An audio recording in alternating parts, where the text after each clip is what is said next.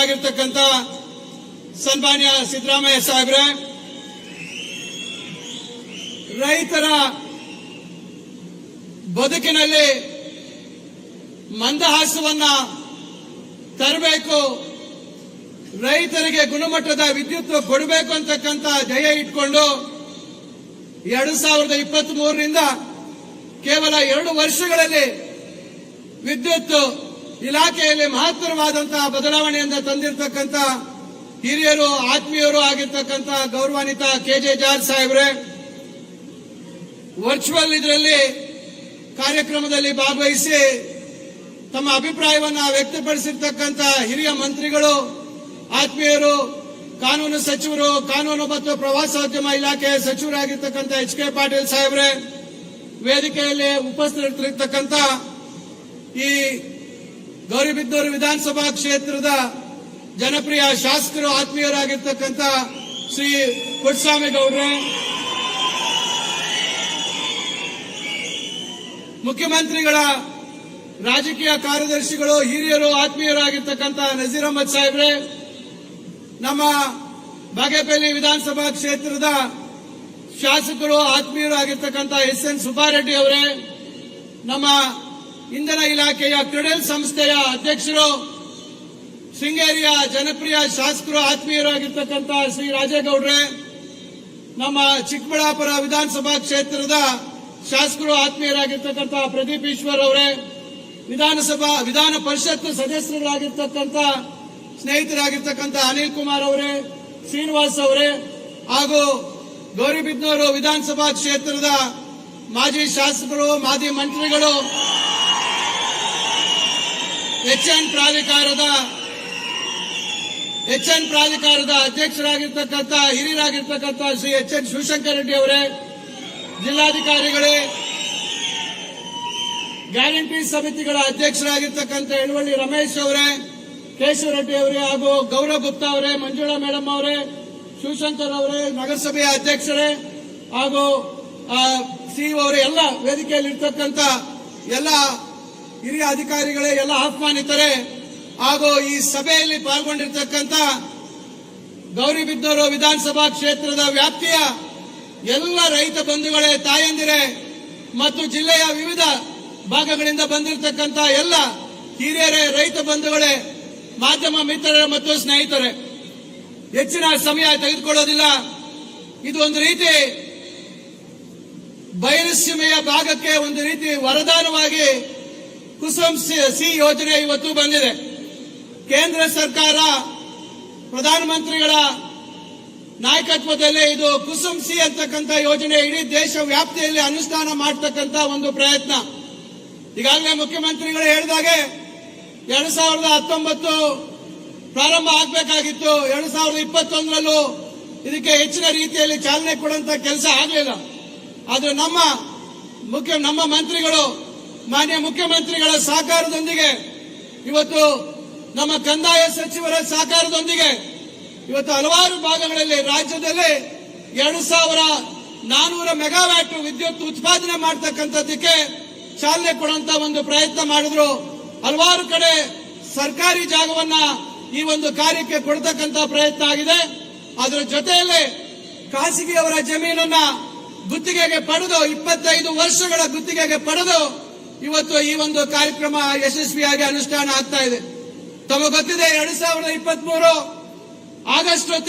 August September ತಿಂಗಳಲ್ಲಿ ಏಕಾಏಕಿ ವಿದ್ಯುತ್ ಬೇಡಿಕೆ ಹೆಚ್ಚಾಯಿತು. ಒಂದು ತಿಂಗಳು ನಾವೆಲ್ಲ ಯಾವ ರೀತಿ ಪರದಾಡಿದ್ವಿ ಅಂತಕ್ಕಂಥದ್ದು ತಮಗೆ ಗೊತ್ತಿದೆ. ನಾನು ಆ ಸಂದರ್ಭವನ್ನ ನೆನೆಸ್ಕೋಬೇಕು. ಮಾನ್ಯ ಜಾರ್ಜ್ ಅವರ ಅನುಭವ, ಮಾನ್ಯ ಮುಖ್ಯಮಂತ್ರಿಗಳ ಕಳಕಳಿ, ಆ ಸಂದರ್ಭದಲ್ಲಿ ಕೇವಲ ಒಂದೇ ತಿಂಗಳ ಒಳಗಾಗಿ ಇಡೀ ರಾಜ್ಯದಲ್ಲಿ 10,000 ಮೆಗಾವ್ಯಾಟ್ ಬೇಡಿಕೆ ಇದ್ದಂಥದ್ದು ಏಕಾಏಕಿ 18,000 ಮೆಗಾವ್ಯಾಟ್ ಒಂದು ದಿನದ ಬೇಡಿಕೆ ಹೆಚ್ಚಾದಾಗ ಒಂದು ತಿಂಗಳ ಒಳಗಾಗಿ ಸಮಸ್ಯೆಯನ್ನ ಬಗೆಹರಿಸತಕ್ಕಂತ ಒಂದು ಚಾಕಚಕ್ಯತೆ ಮತ್ತು ಒಂದು ಕಳಕಳಿ, ಜನರ ಬಗ್ಗೆ, ಬಡವರ ಬಗ್ಗೆ, ರೈತರ ಬಗ್ಗೆ ಇದ್ದಂತ ಬದ್ಧತೆಯನ್ನ ನಮ್ಮ ಮುಖ್ಯಮಂತ್ರಿಗಳು ಮತ್ತು ಮಾನ್ಯ ಇಂಧನ ಸಚಿವರು ವ್ಯಕ್ತಪಡಿಸಿರ್ತಕ್ಕಂಥದ್ದನ್ನ ನಮ್ಮ ಜಿಲ್ಲೆಯ ಸಮಸ್ತ ರೈತರು ಮತ್ತು ನಾಗರಿಕರ ಪರವಾಗಿ ನಾನು ಅವರಿಬ್ಬರಿಗೂ ಹೃದಯಪೂರ್ವಕವಾದಂತಹ ಧನ್ಯವಾದಗಳನ್ನ ತಿಳಿಸಲಿಕ್ಕೆ ಬಯಸ್ತೇನೆ. ಬಂಧುಗಳೇ, ಇವತ್ತು ಯಾವುದೇ ರೀತಿ ನದಿ ಮೂಲಗಳು ಇಲ್ಲದೆ ಇರತಕ್ಕಂಥ ನಮ್ಮ 2 ಜಿಲ್ಲೆಗಳಲ್ಲಿ ಇವತ್ತು ಕೃಷಿಯನ್ನೇ ನಂಬಿಕೊಂಡು ಜೀವನ ಮಾಡ್ತಾ ಇರ್ತಕ್ಕಂಥವ್ರು ನಾವು ಇವತ್ತು 7 ಗಂಟೆಗಳ ವಿದ್ಯುತ್ ಅನ್ನ ಪಡ್ಕೊಂಡು ನಾವು ಇವತ್ತು ಏನು ನಾವು ರೇಷ್ಮೆ ಬೆಳಿತೀವಿ, ನಾವು ಟೊಮೊಟೊ ಬೆಳಿತೇವೆ, ಬೇರೆ ಬೇರೆ ವಾಣಿಜ್ಯ ಬೆಳೆಗಳನ್ನ ನಾವು ಬೆಳಿತೀವಿ. ಇಡೀ ಬೆಂಗಳೂರಿಗೆ, ಇಡೀ ರಾಜ್ಯಕ್ಕೆ, ಇಡೀ ದೇಶಕ್ಕೆ ಇಲ್ಲಿಂದ ಸರಬರಾಜು ಮಾಡ್ತಕ್ಕಂತ ಕೆಲಸವನ್ನ ನಾವು ಮಾಡ್ತಾ ಇದ್ದೇವೆ.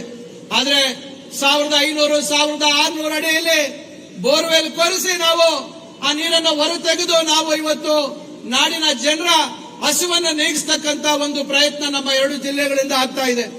ಇದಕ್ಕೆ ಮತ್ತೊಂದು ಕೊಡುಗೆ ಮಾನ್ಯ ಮುಖ್ಯಮಂತ್ರಿಗಳು ಇಂದಿನ ಅವಧಿಯಲ್ಲಿ ಕೆಸಿ ವ್ಯಾಲಿ ಮತ್ತು ಎಚ್ಎನ್ ವ್ಯಾಲಿ ಬೆಂಗಳೂರಿನ ಸಂಸ್ಕರಣೆ ಮಾಡಿರ್ತಕ್ಕಂಥ ನೀರನ್ನ ಈ 2 ಜಿಲ್ಲೆಗಳಿಗೆ ಹರಿಸಿರ್ತಕ್ಕಂಥ ಆಧುನಿಕ ಭಗೀರಥ ಅಂತ ಹೇಳಿದ್ರೆ ತಪ್ಪಾಗಲಾರದು ಅಂತಕ್ಕಂಥ ಮಾತನ್ನ ನಾನು ಈ ಸಂದರ್ಭದಲ್ಲಿ ಹೇಳಲಿಕ್ಕೆ ಬಯಸ್ತೇನೆ. ಬಂಧುಗಳೇ, ಇವತ್ತು ಈ ಒಂದು ವಿದ್ಯುತ್ ಕ್ಷೇತ್ರದಲ್ಲಿ ಏನು ಹಿಂದಿನ ಸರ್ಕಾರ ಬದ್ಧತೆಯನ್ನ ವ್ಯಕ್ತಪಡಿಸಿ ಇದ್ದ ಸಂದರ್ಭದಲ್ಲಿ ನಮ್ಮ ಸರ್ಕಾರ ರೈತರ ಬಗ್ಗೆ ಇದೆ, ರೈತರ ಪರವಾಗಿ ಇದ್ದೀವಿ ಅಂತಕ್ಕಂಥದ್ದನ್ನ ಇವತ್ತು ಈ ಒಂದು ಕುಸುಮ್ ಸಿ ಯೋಜನೆ ಕೇಂದ್ರ ಸರ್ಕಾರದ ಯೋಜನೆ ಅಂತ ಹೇಳಿ ನಾವು ಯಾವುದೇ ರೀತಿ ಅದಕ್ಕೆ ನಿರ್ಲಕ್ಷ್ಯ ಮಾಡತಕ್ಕಂಥ ಕೆಲಸ ಮಾಡಿಲ್ಲ. ಇವತ್ತು ರಾಜ್ಯ ಸರ್ಕಾರ ಇದನ್ನ ಎಲ್ಲಾ ರೀತಿ ತಯಾರಿ ಮಾಡಿ ಸೂಕ್ತ ಸ್ಥಳವನ್ನು ಕೊಟ್ಟು ನಾವು ಇದನ್ನ ಅನುಷ್ಠಾನ ಮಾಡತಕ್ಕಂತ ಒಂದು ಪ್ರಯತ್ನ ಮಾಡ್ತಾ ಇದ್ದೀವಿ. ಸುಮಾರು ಈ ರಾಜ್ಯದಲ್ಲಿ ನಮ್ಮ ರೈತರು ಬಳಸ್ತಕ್ಕಂಥ ಪಂಪ್ ಸೆಟ್ಗೆ ಈಗಾಗಲೇ ಜಾರ್ಜ್ ಸಾಹೇಬರು ಹೇಳಿದ್ರು 19,000 ಕೋಟಿ ಸಬ್ಸಿಡಿ ಕೊಡ್ತಾ ಇದೀವಿ. ಸುಮಾರು 3,000 ಮೆಗಾವ್ಯಾಟ್ ವಿದ್ಯುತ್ ಬಳಕೆ ಆಗ್ತಾ ಇದೆ. ಅದನ್ನ ಇವತ್ತು 2,400 ಮೆಗಾವ್ಯಾಟ್ ಈ ಡಿಸೆಂಬರ್ ಅಂತ್ಯದೊಳಗೆ ಅದನ್ನ ಅನುಷ್ಠಾನ ಮಾಡಿ ಆ 3,000 ಮೆಗಾವ್ಯಾಟ್ ನ ಒಂದು ಕೊರತೆ ಏನು ಇವತ್ತು ಒತ್ತಡ ಇದೆ ಅದನ್ನ ಸಡಿಲ ಮಾಡತಕ್ಕಂಥದ್ರ ಜೊತೆಗೆ ರೈತರು ಮಧ್ಯರಾತ್ರಿಯಲ್ಲಿ ಹೋಗಿ ಆಟೋಮೆಟಿಕ್ ಸ್ಟಾರ್ಟರ್ ಮತ್ತೊಂದು ಅಂತ ಹೇಳಿ ನೀರು ಹಾಯಿಸ್ತಕ್ಕಂಥ ಕೆಲಸಕ್ಕೆ ವಿರಾಮ ಕೊಡಬೇಕು. ರೈತರು ಹಗಲಿನ ವೇಳೆ ತಮ್ಮ ಬೆಳೆಗಳಿಗೆ ನೀರು ಹಾಯಿಸ್ತಕ್ಕಂಥ ಕೆಲಸ ಮಾಡಬೇಕು ಅಂತಕ್ಕಂಥ ಸದುದ್ದೇಶದಿಂದ ಇವತ್ತು ಈ ಕಾರ್ಯಕ್ರಮವನ್ನ ಅನುಷ್ಠಾನ ಮಾಡಿದ್ದಾರೆ. ಈಗಾಗಲೇ ನಮ್ಮ ಜಿಲ್ಲೆಯಲ್ಲಿ ಸುಮಾರು 287 ಎಕರೆಯನ್ನ ಇದಕ್ಕೆ ಗುರುತಿಸತಕ್ಕಂಥ ಕೆಲಸ ಆಗಿದೆ. ಈಗಾಗಲೇ ಹಲವಾರು ಕಡೆಗಳಲ್ಲಿ ಇವತ್ತು ಯೋಜನೆ ಅನುಷ್ಠಾನ ಆಗ್ತಾ ಇದೆ. ಈಗಾಗಲೇ ಇಲ್ಲಿ ತೊಂಡೆಬಾವಿಯಲ್ಲಿ ಪೂರ್ಣ ಆಗಿದೆ. ತೊಂಡೆಬಾವಿಯ ಸಬ್ಸ್ಟೇಷನ್ ಇರ್ಬೋದು ಮತ್ತು ಮಂಚೇನಹಳ್ಳಿಗೆ ಇರ್ಬೋದು ಸುಮಾರು 20 ಮೆಗಾವ್ಯಾಟ್ ವಿದ್ಯುತ್ ಈಗ ಅಲ್ಲಿ ಸರಬರಾಜು ಮಾಡತಕ್ಕಂತ ಒಂದು ಕೆಲಸ ಆಗ್ತಾ ಇದೆ. ಅದರಿಂದ ಬಹುಶಃ ಹತ್ತಿರದ ದಿನಗಳಲ್ಲಿ ಇವೆಲ್ಲ ಪೂರ್ಣಗೊಳ್ತಕ್ಕಂತ ಕೆಲಸ ಆಗತ್ತೆ ಅಂತಕ್ಕಂಥ ಮಾತನ್ನ ಹೇಳ್ತಾ, ಇನ್ನ ಟ್ರಾನ್ಸ್ಫಾರ್ಮರ್ ಸಂಬಂಧಕ್ಕೆ ವಿಚಾರಕ್ಕೆ ಸಂಬಂಧಪಟ್ಟಂತೆ ತಮಗೆ ಗೊತ್ತಿದೆ ಏನು ಅಕ್ರಮ ಸಕ್ರಮ ವಿಚಾರದಲ್ಲಿ ನಮ್ಮ ಸರ್ಕಾರ ಇವತ್ತು ಹಳೆ ಬಾಕಿಗಳನ್ನ 2023 ಸೆಪ್ಟೆಂಬರ್ ವರೆಗೂ ಇದ್ದಂತ ಬಾಕಿಯನ್ನ ಅದನ್ನ ಪೂರ್ಣಗೊಳಿಸಿ ಮುಂದೆ ಬೇರೆ ಒಂದು ರೀತಿಯಲ್ಲಿ ಮುಂದುವರಿಸತಕ್ಕಂತ ಒಂದು ಪ್ರಯತ್ನ ಏನು 500 ಮೀಟರ್ ಒಳಗಾಗಿರ್ತಕ್ಕಂತ ಒಂದು ಪ್ರದೇಶದಲ್ಲಿ ಉಚಿತವಾಗಿ ಟ್ರಾನ್ಸ್ಫಾರ್ಮರ್ ಕೊಡುವಂತ ಪ್ರಯತ್ನ ಮತ್ತು ಯಾರು ತ್ವರಿತವಾಗಿ ಕೆಲಸ ಆಗ್ಬೇಕು ಅಂತಂತವ್ರು ಅವರೇ ಸ್ವಂತ ಎಕ್ಸಿಕ್ಯೂಷನ್ ಮಾಡ್ಕೊಂಡ್ರೆ ಕಂಬಗಳನ್ನ ಹಾಕೊಂಡ್ರೆ ತ್ವರಿತವಾಗಿ ಅವರಿಗೆ ಟ್ರಾನ್ಸ್ಫಾರ್ಮರ್ ಕೊಡುವಂತ ಕೆಲಸ ಮಾಡ್ತಾ ಇದ್ದಾರೆ. ಒಂದು ಚಿಂತಾಮಣಿಯ ಒಂದು ಉದಾಹರಣೆ ಹೇಳ್ತೇನೆ. ಕಳೆದ 1 ವರ್ಷದಲ್ಲಿ ರೈತರಿಗೆ ಹೆಚ್ಚುವರಿಯಾಗಿ ಹೊಸ ಟ್ರಾನ್ಸ್ಫಾರ್ಮರ್ ಅನ್ನ ಸುಮಾರು 86-87 ಟ್ರಾನ್ಸ್ಫಾರ್ಮರ್ ಕೊಟ್ಟಿದ್ದೀವಿ. ವಾರಕ್ಕೆ ಸರಾಸರಿ 2 ಟ್ರಾನ್ಸ್ಫಾರ್ಮರ್ ಲೆಕ್ಕದಲ್ಲಿ ಕೊಟ್ಟಿದ್ದೇವೆ. ಅದಕ್ಕಿಂತ ಮುಂಚೆ ನೋಡಿದಾಗ ವರ್ಷಕ್ಕೆ ಬರೀ 30-35 ಟ್ರಾನ್ಸ್ಫಾರ್ಮರ್ ಮಾತ್ರ ರೈತರಿಗೆ ಹೆಚ್ಚುವರಿ ಏನು ಒತ್ತಡ ಲೋಡ್ ಜಾಸ್ತಿ ಆದಂತ ಸಂದರ್ಭದಲ್ಲಿ ಕೊಡುವಂತ ಕೆಲಸ ಆಗ್ತಾ ಇತ್ತು. ಆದ್ರೆ ನಮ್ಮ ಸರ್ಕಾರ ಇವತ್ತು ಪದೇ ಇವತ್ತು ಮಾಧ್ಯಮದವರು ವಿರೋಧ ಪಕ್ಷದವರು ಮಾತಾಡ್ತಾರೆ ಸರ್ಕಾರದಲ್ಲಿ ಹಣ ಇಲ್ಲ ಅಂತ. ಆದ್ರೆ ಇವಾಗ ಎಲ್ಲಿಂದ ಬಂತು ಇಷ್ಟು ಟ್ರಾನ್ಸ್ಫಾರ್ಮರ್ ಕೊಡ್ಲಿಕ್ಕೆ ರೈತರಿಗೆ ಗುಣಮಟ್ಟದ ವಿದ್ಯುತ್ ಕೊಡ್ಲಿಕ್ಕೆ ಎಲ್ಲಿಂದ ಯಾವ ರೀತಿ ಮಾಡಕ್ ಸಾಧ್ಯ ಆಯ್ತು ಅಂತಕ್ಕಂಥದ್ದು ತಾವೆಲ್ಲರೂ ಗಮನಿಸಬೇಕಾದಂತಹ ವಿಚಾರ ಅಂತಕ್ಕಂಥ ಮಾತನ್ನ ಹೇಳಿ ಮಾನ್ಯ ಮುಖ್ಯಮಂತ್ರಿಗಳು ಇನ್ನು ಹಲವಾರು ವಿಚಾರಗಳನ್ನ ಇಲ್ಲಿ ಪ್ರಸ್ತಾಪ ಮಾಡ್ತಾರೆ. ಆದ್ರೆ ಕಡೆದಾಗಿ ಇವತ್ತು ಮಾವು ಬೆಳೆ ನಾವೆಲ್ಲ ನೋಡ್ತಾ ಇದ್ದೇವೆ. ಇವತ್ತು ಅವಳಿ ಜಿಲ್ಲೆಯಲ್ಲಿ ಹೆಚ್ಚಾಗಿ ಮಾವನ್ನ ಶ್ರೀನಿವಾಸಪುರ ತಾಲೂಕಿನಲ್ಲಿ ಬೆಳೀತೇವೆ. ಪಕ್ಕದಲ್ಲಿ ಸ್ವಲ್ಪ ಹೆಚ್ಚು ಕಮ್ಮಿ ಅಷ್ಟು ಇಲ್ಲದೇ ಇದ್ರೂ ಪ್ರಮಾಣದಲ್ಲಿ ಅವರ ಒಂದು 30% ಭಾಗ ನಮ್ಮ ಚಿಂತಾಮಣಿ ತಾಲೂಕು ಮತ್ತು ಇತರೆ ನಮ್ಮ 2 ಜಿಲ್ಲೆಗಳಲ್ಲಿ ಬೇರೆ ಬೇರೆ ಕಡೆ ಇವತ್ತು ಬೆಳೀತಕ್ಕಂಥದ್ದು ಆಗ್ತಾ ಇದೆ. ಇವತ್ತು ಏಕಾಏಕಿ ತೋತಾಪುರಿ ಮಾವಿನಹಣ್ಣಿಗೆ ಇವತ್ತು ಬೆಲೆ ತೀವ್ರವಾಗಿ ಕುಸಿದೋಗಿದೆ. ಸುಮಾರು ಮಾರುಕಟ್ಟೆಯಲ್ಲಿ 4-5 ರೂಪಾಯಿ ಮಾತ್ರ ಇವತ್ತು ಅದಕ್ಕೆ ಬೆಲೆ ಇರ್ತಕ್ಕಂಥದ್ದಾಗಿದೆ. ನಾನು ಮಾನ್ಯ ಮುಖ್ಯಮಂತ್ರಿಗಳಲ್ಲಿ ವಿನಂತಿ ಮಾಡಿಕೊಳ್ತೇನೆ, ಈಗಾಗಲೇ ಅವ್ರ ಗಮನಕ್ಕೆ ತಂದಿದ್ದೇನೆ. ಈಗ ನಮ್ಮ ಚಿಕ್ಕಬಳ್ಳಾಪುರ ಜಿಲ್ಲೆಯಲ್ಲಿ 3,600 ಹೆಕ್ಟೇರ್ ಇವತ್ತು ತೋತಾಪುರಿ ಬೆಳೆ ಇದೆ. ಬೇರೆ ಬೇರೆ ವೆರೈಟಿ ಬಗ್ಗೆ ನಾನು ಹೇಳ್ತಾ ಇಲ್ಲ. 3,600 ಹೆಕ್ಟೇರ್ ಇವತ್ತು ಇಲ್ಲಿ ಬೆಳೀತಕ್ಕಂಥದ್ದು. ಒಟ್ಟು 30,000 ಟನ್ ನಾವು ನಿರೀಕ್ಷೆ ಮಾಡ್ತಾ ಇದ್ದೀವಿ ತೋತಾಪುರಿ ಬೆಳೆ.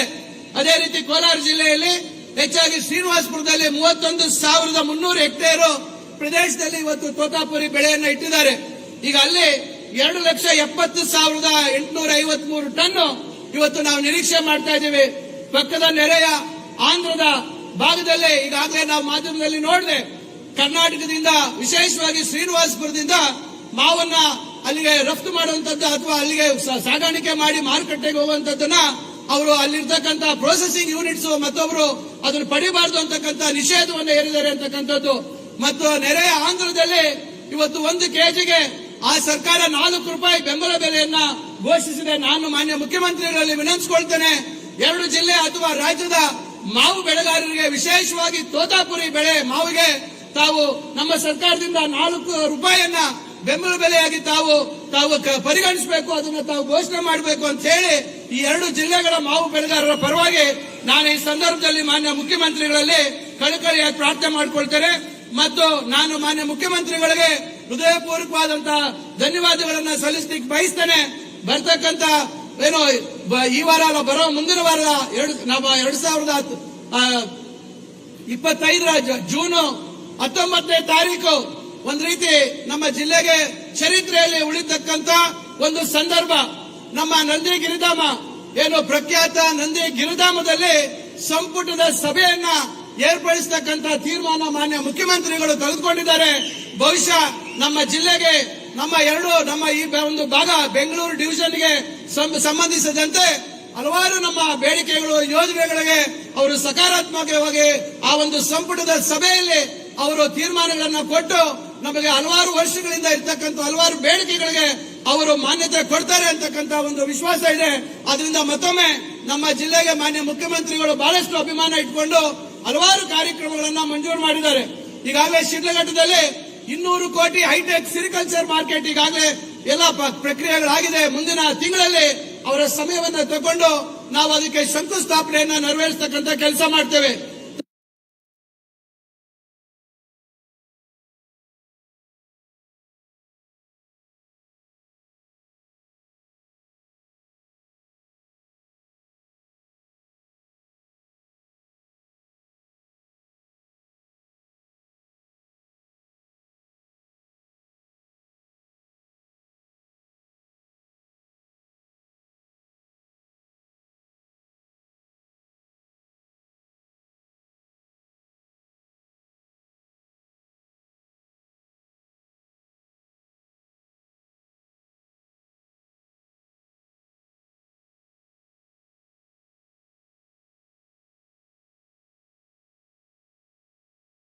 ತಮಗೆ ಗೊತ್ತಿದೆ, ಚಿಕ್ಕಬಳ್ಳಾಪುರ ಮತ್ತು ಸುತ್ತಲೂ ನಮ್ಮ ಎಲ್ಲಾ ತಾಲೂಕುಗಳಲ್ಲಿ ಬಿಡಿ ಹೂವನ್ನ ನಾವು ಹೆಚ್ಚಿನ ರೀತಿಯಲ್ಲಿ ಬೆಳೀತಕ್ಕಂಥದ್ದು ನಾವೆಲ್ಲ ನೋಡಿದ್ದೇವೆ.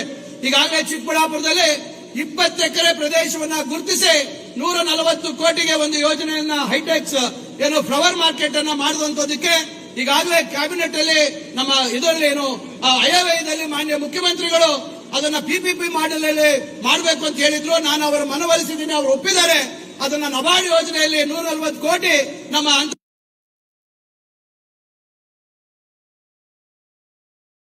ಅಂತಾರಾಷ್ಟ್ರೀಯ ಹೂವಿನ ಮಾರುಕಟ್ಟೆಗೆ ನಾವು ಅನುಮತಿ ಕೊಡ್ತೀವಿ ಅಂತಕ್ಕಂಥ ಭರವಸೆಯನ್ನ ಮಾನ್ಯ ಮುಖ್ಯಮಂತ್ರಿಗಳು ಕೊಟ್ಟಿದ್ದಾರೆ.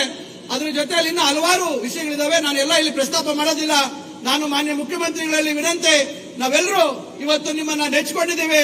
ನೀವು ಇವತ್ತು ತಾವಿಟ್ಟಿರ್ತಕ್ಕಂಥ ಕಳಕಳಿ, ತಾವು ಇವತ್ತು ಏನು ಗ್ಯಾರಂಟಿಗಳನ್ನ ಯಾವ ರೀತಿ ಬದ್ಧತೆಯಿಂದ ತಾವು ಅನುಷ್ಠಾನ ಮಾಡಿದ್ದೀರಾ, ಯಾವ ರೀತಿ ಯೋಜನೆಗಳಿಗೆ ಯಾವ ರೀತಿ